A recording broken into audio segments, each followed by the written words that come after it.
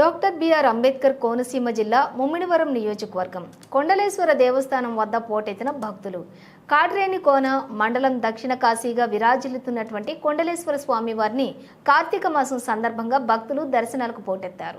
ప్రతిరోజు తెల్లవారుజాము నుండి వృద్ధ గౌతమి గోదావరి నది స్నానాలు ఆచరించి కొండలేశ్వర స్వామి వారిని దర్శించుకుంటున్నారు.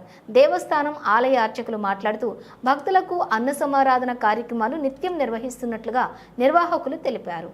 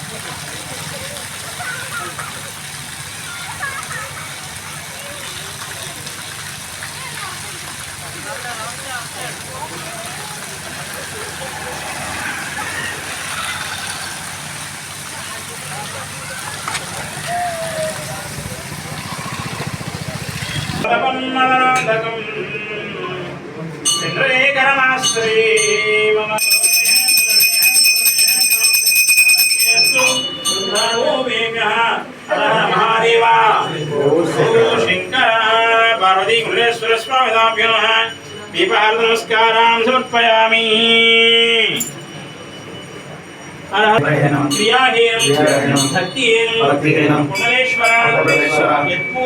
पूजितं मया देव।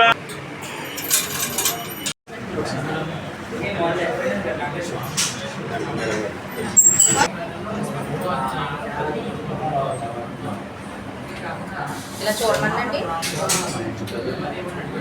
ఒకసారి ఇలా చూడండి.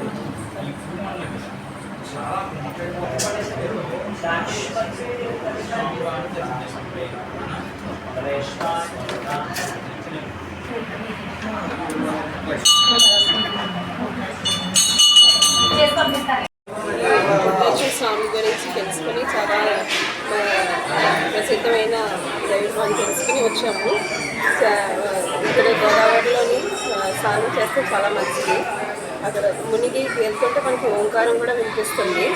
ఈ దైవ దర్శనం చేసుకోవడం వల్ల మనకి చాలా మంచి జరుగుతుంది.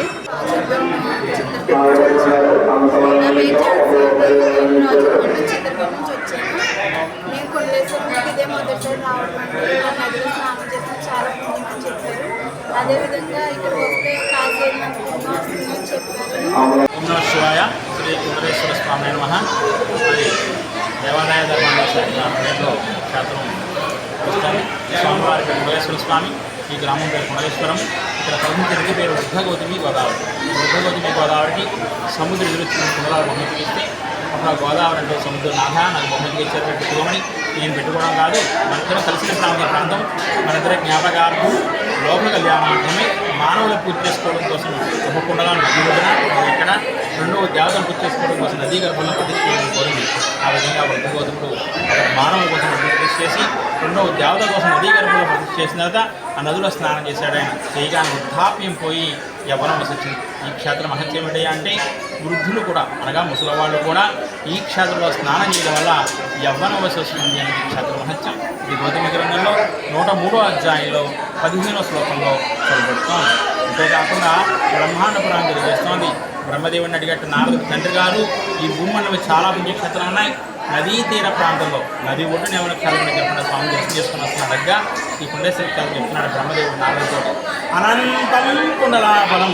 నదిలో స్నానం చేసి స్వామివారిని దర్శనం చేసుకుంటే అనంతం అంతా ఇంత వర్ణించలేము కోటి కోట్లెట్టు వస్తుంది. చెప్పగా నారదుడు వచ్చి నదిలో స్నానం చేసి నదిలో ఉన్న కొండలేశ్వర స్వామి అభిషేకం చేసుకుని మళ్ళీ పైకి వచ్చి ఈ స్వామిని కూడా పూర్తి చేసి వెళ్ళాడని చెప్పి మన బ్రహ్మాండ పురాణం తెలియజేస్తాం. ఇవన్నీ కూడా పురాణాలు.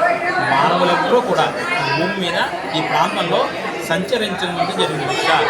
మానవులు ఎవరైనా సంచరించేటువంటి క్షేత్రం విశేషాలు ఉన్నాయంటే భక్త మార్కండేయుడు మన మానవుడు 4వ శతాబ్దం వాడు. ఆయుష్ 16 సంవత్సరాలు. ఆయన 13 ఏటనే భారతదేశంలో ఉన్న క్షేత్రాన్ని దర్శనం చేసుకుంటూ నదిలో స్నానం చేసి స్వామివారిని దర్శనం చేసుకుని ఆఖరి హిమాలయాలు వెళ్ళి హిమాలయాలు తప్ప తపస్సు చేసుకుంటున్నట్టు మార్కండేయుడు తపస్సు చేసుకుని యమధరాజు తీసుకెళ్ళే ప్రయత్నం చేస్తున్న టైంలో ఈ కొండలేశ్వర స్వామి మీద శ్లోకం చదివాడు.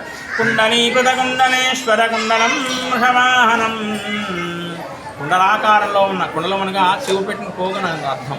కుండలాకారంలో ఉన్న ఓ కుండలేశ్వర స్వామి వృషవాహనుడవై అనగా నందివాహనుడవై ఈ ప్రాంతంలో ఉన్నావయ్యా. నారదాది మునీశ్వరస్తుత వైభవం భువనేశ్వరం. నారదుడు మునీశ్వరుడు యోగులు ఈ ప్రాంతానికి వచ్చి స్నానం చేసి పూజ చేసుకున్నారు. భువనేశ్వరం పుణ్యమైన క్షేత్రం ఇది. అంధకాంతుడనే రాక్షసుడైలో శివభక్తులందరినీ చంపేస్తున్నప్పుడు కుండలేశ్వర గతంలో నువ్వు అంధకాంతుడనే రాక్షను సంహరించే నీ భక్తులు కాపాడుకోవడం కోసం అలాంటప్పుడు నేను నీ భక్తులు కదా నన్ను యమధర్మరాజుని తీసుకుపోతున్నా నీకు కాపాడవయ్యా అడుగుతున్నాడు. చంద్రశేఖరమాశ్రయే మమ నన్ను కింకరిష్మతి యమధర్మరాజుని కాపాడవయ్యా ఓ కుండలేశ్వర అని శ్లోకానికి అర్థం.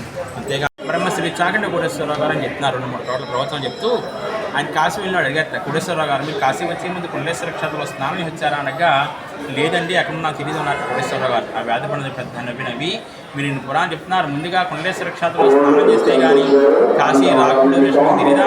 కాశీలో ఉన్న మేమే కుండలేశ్వర క్షేత్రంలో స్నానం చేసి స్వామివారిని దర్శనం చేసుకుంటున్నాం. ఆ ప్రాంతంలో ఉండి కూడా మీరు స్నానం చేయకపోతే అలాగా అన్నదో నిర్ఘాంతకు పెట్టాను. నిర్ఘాంతకు పోయి కాశీపురాన్ని తిరిగేసి ఆయన 2-3 చోట్ల ప్రవచనాలు చెప్తూ కాశీ వెళ్ళే వారందరూ కూడా ముందుగా కుండలేశ్వర క్షేత్రంలో స్నానం చేసి వెళ్ళండి, కాశీతో సమానమైన క్షేత్రం చెప్పడంతో భక్తులు దర్శనానికి వస్తున్నారు. ఎందుకు స్నానం చేసి కాశీ వెళ్ళాలి, అలా వెళ్తే ఫలితం ఏంటి? కోటేశ్వర గారు చెప్పినట్టు కానీ కాశీ వెళ్ళే వారందరూ వచ్చి స్నానం చేసి వెళ్ళారనుకోండి, వెళ్ళగానే గంగలో మునుగుతారు. కాశీలో మునగానే గంగాదేవి ఉంటుందిరా ఈ భక్తుడు నాకు ఎటువంటి పాపాలు అంటించలేదు కనుక వీడు శివసాయి పొందుగాక స్నానం చేసి వెళ్తే అదేమో తెలియదు. కాశీ వెళ్ళాం, గంగలో మునగానే మన పాపాన్ని కూడా కడిగేసినట్టుగా అయిపోయి కూర్చునిలా పైకి తేలాం. అంటే పాపాన్ని కూడా గంగలో వదిలేసాం.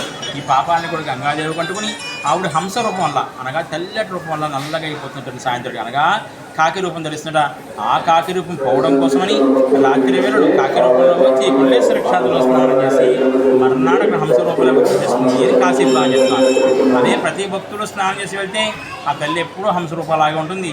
ఆవిడ కాకి రూపం రాదు, ఇక్కడ రావాల్సిన పని లేదు. ఇది కుండలేశ్వర క్షేత్రం కాశీలో చెప్పిన మాట. అంత విశేషం ఏముంది క్షేత్రంలో? శ్రీనాథ మహాకవి భీమకరణలో చెప్తున్నాడు.